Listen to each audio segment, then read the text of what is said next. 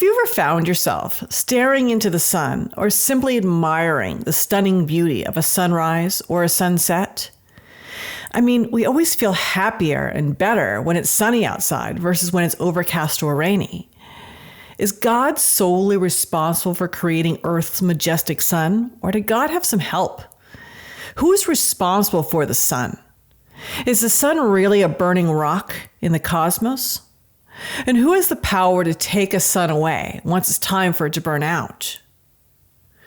Now, some spiritual people have spoken of a great central sun that holds those light codes for the advancement of consciousness of all mankind.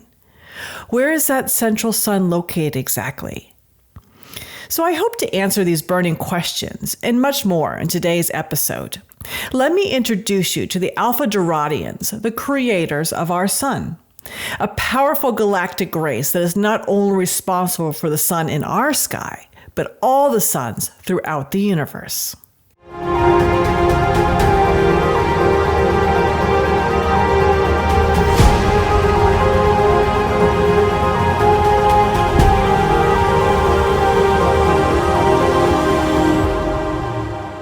Good morning, good afternoon, or good night from whatever part of the world you are tuning in from. Thank you for joining me. My name is Erin Lynn, and I'm an Akashic record researcher and galactic channel. If you are interested in my work and would like to have your Akashic record read by me, the link to the website is below in the show notes. With all that out of the way, let's get into today's featured and unknown alien race. This is another undiscovered ET race that introduced themselves to me very early on in my own journey. They prefer to be called Alpha Doradians, and they come from the brightest star in the Dorado constellation, with the Bayer designation of Alpha Doradus. The Dorado constellation is not really talked about much, nor is it really tied to any mythology. However, the Dorado constellation is sometimes referred to as the swordfish or dolphin constellation. These beings who inhabit Alpha Doradus serve a vital role for all planets. Their realm is the power generator for suns throughout our universe. Many starseed souls currently incarnated on Earth that come from Alpha Doradus originally are involved in realm creation. These souls perform this work on all realms, be it Earth or another planet amongst the stars. Since they are from a world that is so involved with the sun, it should come as no surprise that these souls are typically involved in creating the sun or sun's appearance, the temperature, how the sun moves across the sky, and how the sun rays reflect and interact with our world, or even color light effects in the sky, just to name a few. The sunshine is their specialty after all, and who best to create a solar system than the beings that come from the planet that's also known as the central sun. So let's talk about their homeworld, which serves as the central sun in our universe. Alpha Doradus is a physical planet, although I can't really walk on its surface. When I astral travel there, I do seem to just float and levitate. The planet is free of any tangible structures or buildings, and the dominant planetary color is deep blue, with some patches of lighter blue. The world is exceptionally serene and quiet, and there's little to no sound, and it's kind of disconcerting how utterly calm everything is. The realm seems sparsely populated, with just a few golden spheres flying by.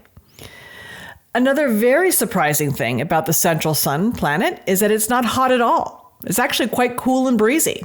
The role of the sun on any planet is more than most of us realize. We all know that sunlight is necessity for life, but sunlight also controls consciousness. God or Source initially created the light codes that stimulate consciousness awakening, but Alpha Doradus is the keeper and disseminator of these codes through the sun. These light codes are the keys to awakening ourselves spiritually. Hopefully, you can now see how vital a role Alpha Doradus plays in all of this. Alpha Doradus is a very advanced realm. They are in the 15th dimension, and they are considered a non-physical race, even though they can shift to a physical facade when interacting with other races outside their homeworld and while flying their physical UFOs. When on their world, I've observed them take two forms of non-physicality. When they are silently flying around their realm, these beings present as golden spheres of light. Whenever a golden sphere stops its travel and interacts with me, they transform instantly into a golden light outline that is part human and kind of part robot looking. This human robot outline form is about 7 feet or 2.1 meters tall. Their mannerisms and body movements are smooth and more human-like versus machine-like. And despite their appearance, the Alpha Doradians are not robots, nor are they in suits. They are entirely living, breathing beings that just happen to look similarly to robots from our earthly point of view. What might seem machine-like to us is their lack of emotions. This alien race is not emotional at all. They're very fact-driven and logical in how they communicate. And this lack of emotionality they possess doesn't mean they are a negative race. The Alpha Doradians are very benevolent and care deeply about the well-being of the universe as a whole. This group, although they did make the choice to contact me, are not as involved with me compared to some other races that have come forward. Again, this really speaks to their personalities, where they aren't going to get involved in something unless they are needed. And so they're very fact and need driven and don't involve themselves in any unnecessary interactions. The Alpha Doradians wanted to come forward to be known for their contributions to the universe and not much else. Their communication style is brief and straightforward. This could seem a bit jarring at first, but they mean no disrespect. In fact, respect both given and received is very important in their society. It's just how they are, just very efficient with their energy. As I mentioned, despite being a non-physical race, the Alpha Doradians can present as physical beings.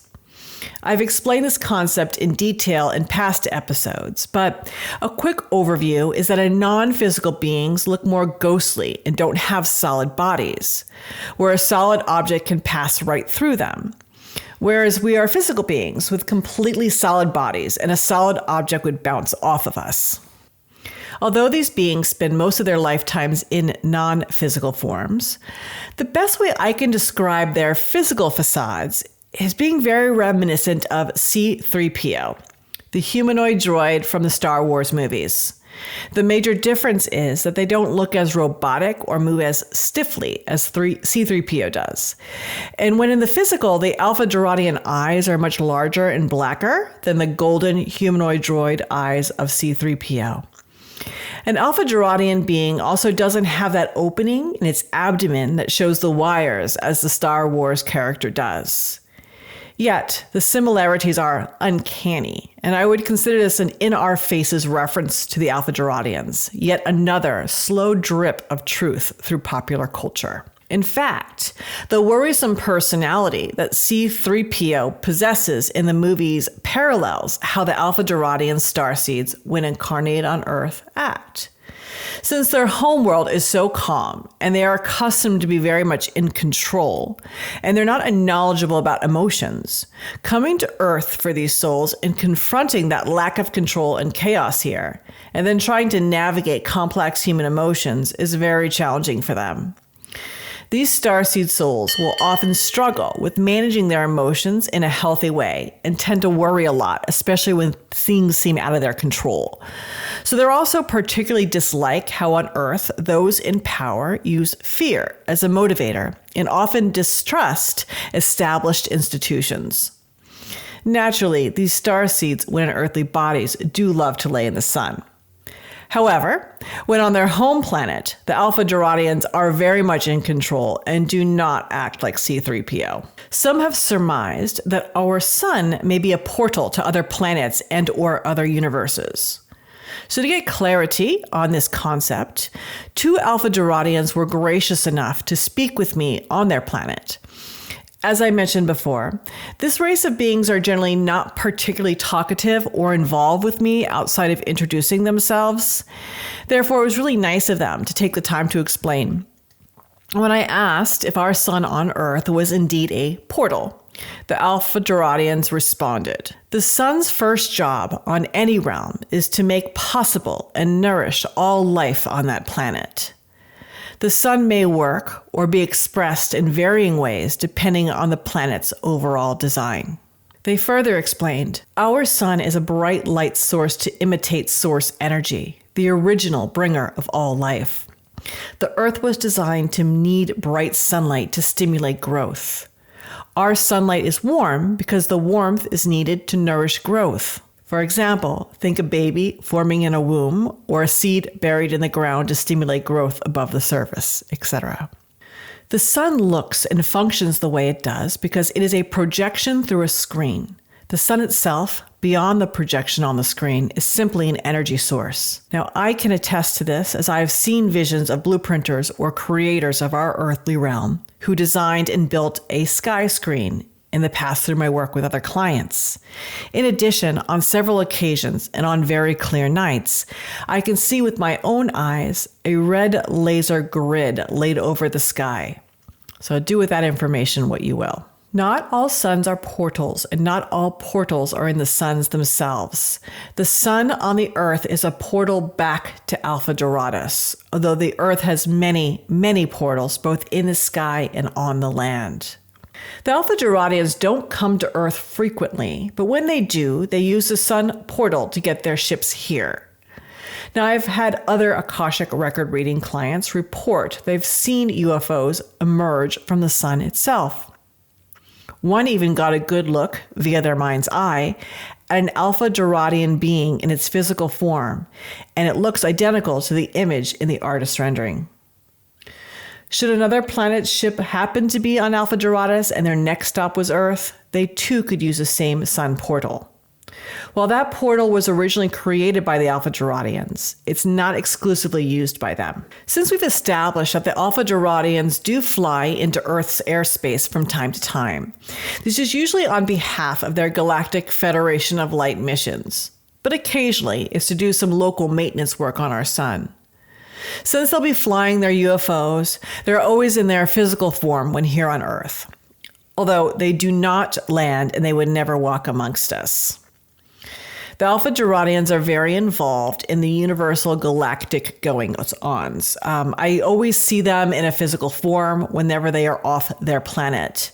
They are frequently traveling off-world. And this ET race is instrumental in the Galactic Federation of Light, or GFL for short, and they may selflessly serve no-nonsense protectors of the universe. They are a very powerful group, and no one messes with them. Sometimes an Alpha Doradian will be stationed on another alien race's ship as a liaison of sorts. However, they do have a few different models of spaceships for different types of missions. They do have a golden-colored spade-shaped ship, as well as a UFO that, from our perspective, would look like a glowing white orb. The orb ones are the ships that mostly come and go from the sun portals.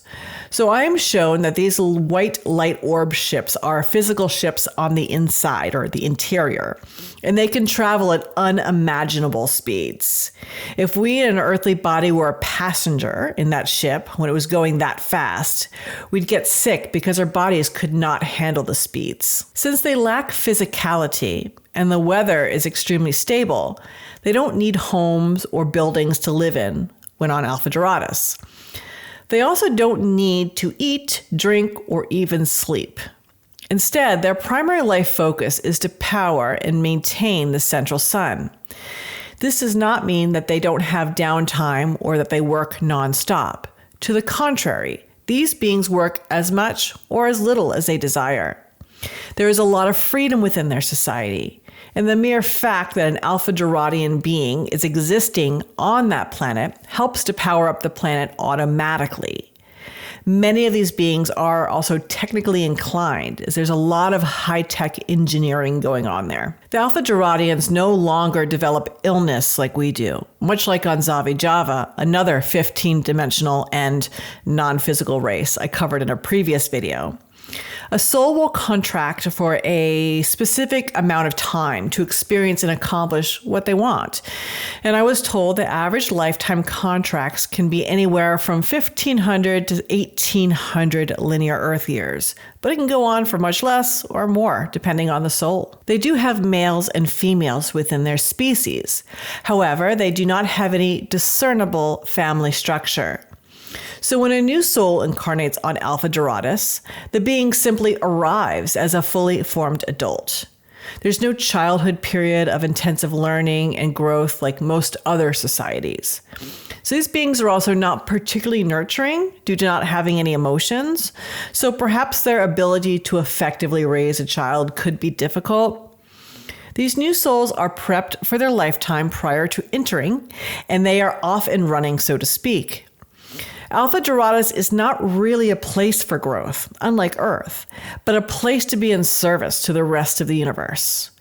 Nonetheless, the Alpha Doradians seem to work together well as a group, and everyone has a job to do, and it is done most efficiently.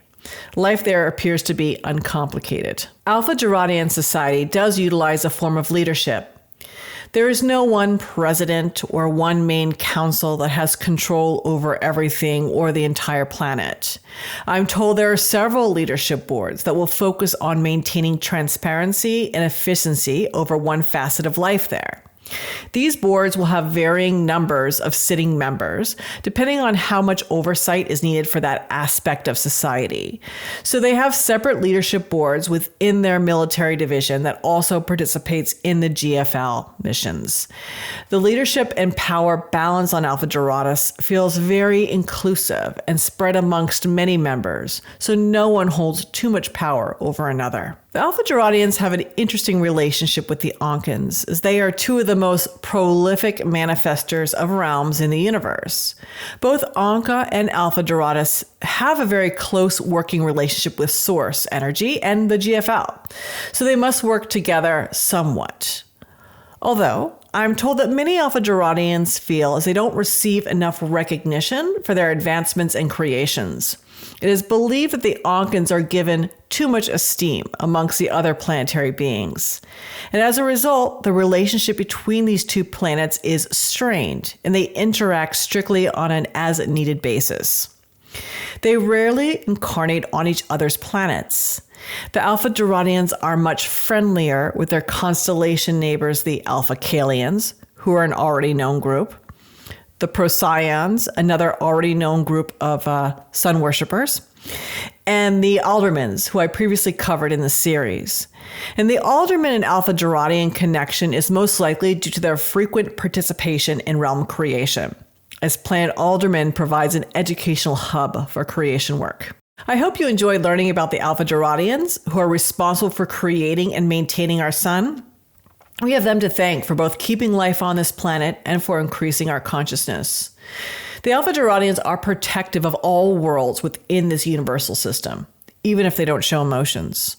They are an ET group that can be relied upon to assist in good overcoming evil.